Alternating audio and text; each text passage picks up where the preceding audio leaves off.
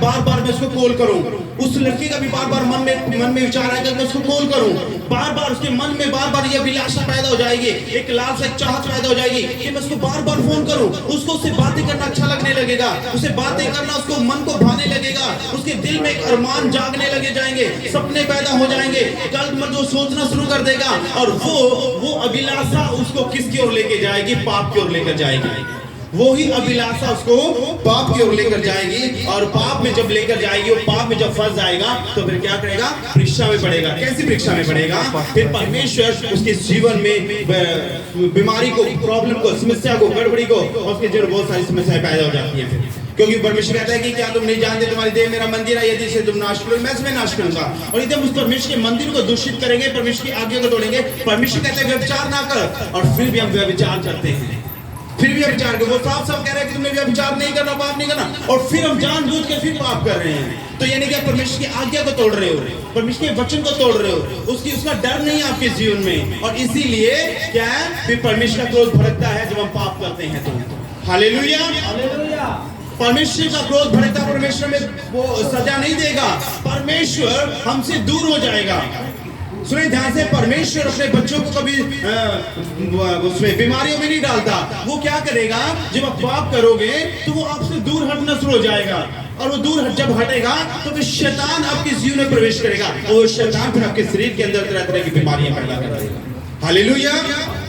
और जब अब अभिलाषा में खींचकर पाप में पड़ोगे, परीक्षा में पड़ोगे, तो फिर यही अभिलाषा किसको जन्म देगी? यही अभिलाषा किसको जन्म देगी? ये अभिलाषा जो आपकी गर्भवती होगी, ये अभिलाषा गर्भवती होगी, और गर्भवती होकर किसको जन्म देगी? पाप को जन्म देगी।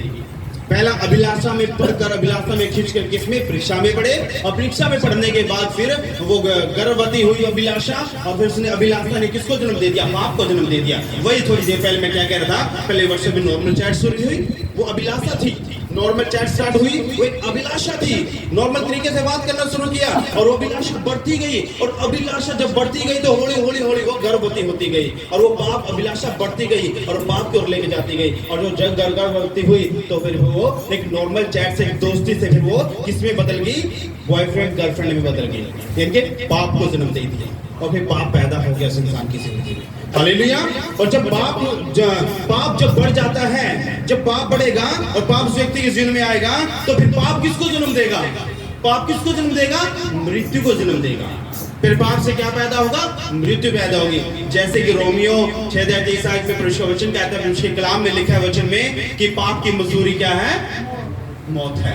पाप की मजदूरी मौत है, परमेश्वर स्पष्ट कहता है। तो इसीलिए हमें इस पाप से बचने की कोशिश करना है। हालेलुया।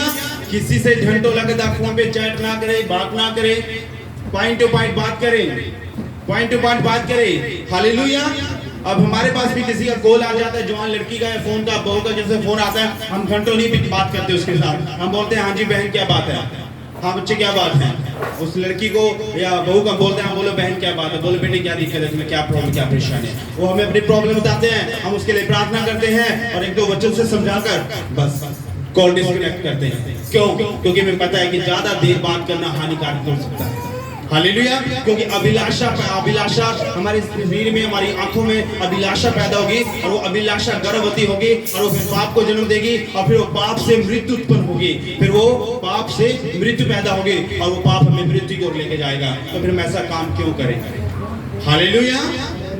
तो इसलिए हमें इन चीजों से बचना है और दूर रहना है मेरे प्रियो। पाप में नहीं फंसना है, पाप से बचने की कोशिश करना है। जितने भी हम चर्च में आते हैं भाई बहन, आप सब लोग एक सब आप अपनी पत्नी को छोड़कर, हालेलुया, आप अपनी पत्नी को छोड़कर हम सब क्या है?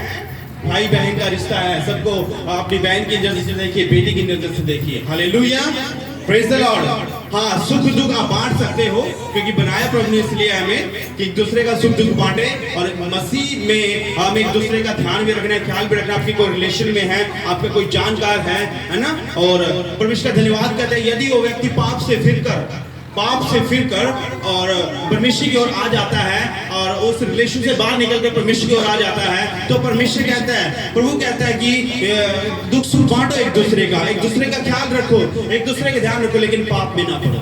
वो पाप ना करो जो पहले करते थे। नॉर्मली अब मिल सकते हैं, बात कर सकते हैं, घर जा सकते हैं, लेकिन उस आंख को बदल डालो, उस देखने के नजरिए को बदल डालो, है ना, उस सोच को बदल डालो जो पहले हम रखते थे उस व्यक्ति के प्रति, उस इंसान के व्यक्ति के प्रति हम रखते थे। Hallelujah, praise the Lord. एक बार मैं किसी गांव में गया और वहां पर आपसे भी ज्यादा लोग बैठे थे, 40 लोग कम से कम बैठे, 40 लोग आसपास बैठे थे। मीटिंग चल रही थी, प्रार्थना चल रही थी और प्रभु का धन्यवाद करने मैं दुआ कर रहा था। और एक जवान लड़की थी, अनमैरिड थी, शादी नहीं हुई थी, कुंवारी थी वो, और प्रभु ने 40 दिन के फास्टिंग रखे हुए, 40 दिन के उपवास रखे हैं और उसका 21वां फास्ट चल रहा है, 21वां उपवास चल रहा था, 40 दिन के फास्टिंग में। और मैं दुआ कर रहा था और जब मैं प्रार्थना कर रहा था परमेश्वर मुझे दिखाया और मैंने बोला बेटे तेरे जीवन में एक पाप है और तूने पाप किया अपने जिंदगी में। बोलो तो सबके सामने बोलूं, कहो तो सबके सामने जाहिर करूं, क्योंकि परमेश्वर का आत्मा मुझे दिखा रहा है कि तुमने पाप किया। मेरी वाइफ भी मेरे साथ थी, धर्म पत्नी जी मेरे साथ थी। तो मां तेरे जीवन में पाप है बेटे, तुमने पाप किया है। तो वो रोने लगी और कहने लगी पास्टर जी मैं क्षमा मांगती हूँ, प्रभु के सामने पश्चाताप करती हूँ और आप मेरे घर आइए शाम को। हालेलुया, प्रभु का धन्यवाद करते हैं। और मीटिंग के लिए हमने प्रार्थना किया, दुआ के उस लड़की ने क्षमा मांगी परमेश्वर से और उसके घर हम गए शाम को और उस लड़की के घर गए और हम उसके साथ बैठे, उसके कमरे में बैठे और हम अकेले थे, मेरी पत्नी मेरे साथ थी और उसने बताया, कह रहे कि पास्टर मुझे बहुत बड़ी गलती, बहुत बड़ा पाप हुआ। क्या हुआ बेटा, क्या पाप हुआ? कह रहे पास्टर जी एक जवान लड़का है हमारी चर्च में, वो भी आराधना करता है, वर्शिप करता है, मैं भी आराधना करती हूँ, और कह रहे कि हमसे पाप हो गया बीच में, उपवास के दौरान ही बीच में पाप हो गया। एक दिन हम मिले और हमसे पाप हो गया, गलती हो गई। माँ बेटी क्या परमेश्वर ये चीज अलाउ करता है? कह रहे नहीं पास्टर, आपने क्यों किया? माँ आज ही परमेश्वर के सामने पश्चाताप कर, तौबा कर और आज उसको अपना भाई बना दे।